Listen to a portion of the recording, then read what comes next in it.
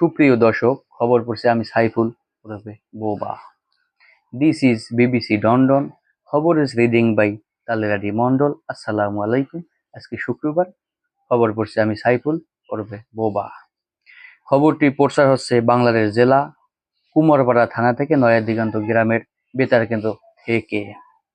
এবারে শিরোনাম শিরোনামের এখনো তো হাতে পাইনি, ওটা তো বিমানে আছে। তাহলে যদি পাই পরে আপনাদের জানিয়ে দেওয়া হবে। এবারে বিস্তারিত। মুরগির এক সাংবাদিক জানিয়েছেন যে খামার থেকে একটি বাঘ হারানো গিয়েছে।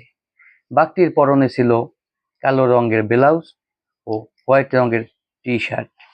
যদি কোনো সহৃদয়বান ব্যক্তি বাঘটির সন্ধান পেয়ে থাকেন, হাইওয়ে রোডের উপরে শিয়ালের থানায় যোগাযোগ করবেন। যোগাযোগ ব্যক্তির জন্য বিশেষ এক সুব্যবস্থা করা হয়েছে।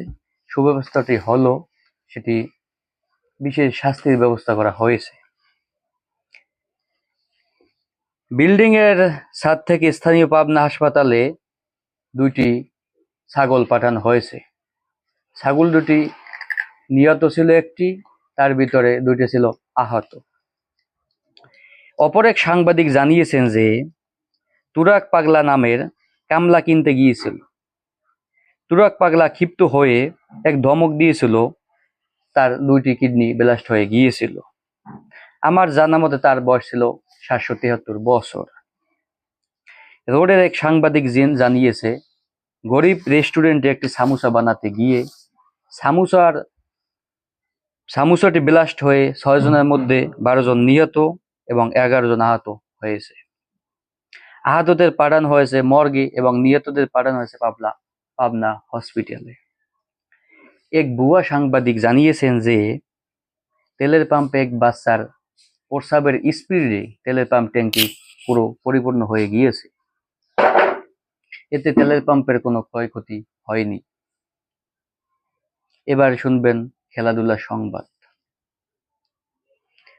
জরিনা নামক এক নায়িকা খেলতে গিয়ে তার 2 বছর বাচ্চাকে খুঁজে পাওয়া যায়নি। অপরদিকে মুনমুন আপা ক্রিকেট খেলতে গিয়ে ক্রিকেট বল করার পরে ক্রিকেট বলটিও খুঁজে সেটা পাওয়া যায়নি। দীর্ঘ 2 বছর পর পাওয়া গেলে ক্রিকেট বলটি পরিণত হয়েছে ফুটবলে। এর সাথে এবারে শুনবেন আবহাওয়ার খবর। আগামীকাল সকালে সূর্য উঠতেও পারে, নাও উঠতে পারে। যদি উঠে তাও বেলা 3টায়, আর যদি ডুবে পরবর্তী রাত 3টায় ডুবতে পারে। এবারের মতো খবর এ পর্যন্তই। পরবর্তী সংবাদ দেখার জন্য আমাদের পাশেই থাকবেন। ধন্যবাদ। আসসালামু আলাইকুম।